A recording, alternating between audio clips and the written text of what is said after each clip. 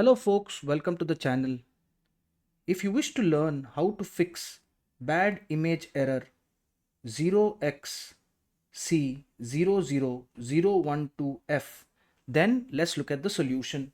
There is only one solution here folks, and that is to download Microsoft Visual C++ redistributable file and to install it and restart the computer. So how do we install the file? So we will look for Microsoft Visual C++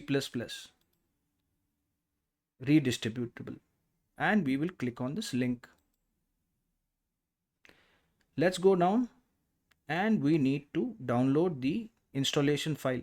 I would suggest for people who run the latest computers, because it is based on x64 architecture, to download this file since it contains both the versions ARM64 and x64 binaries.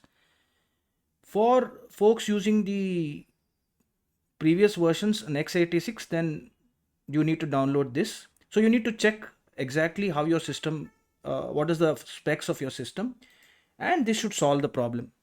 If this video helped you, then please subscribe to the channel.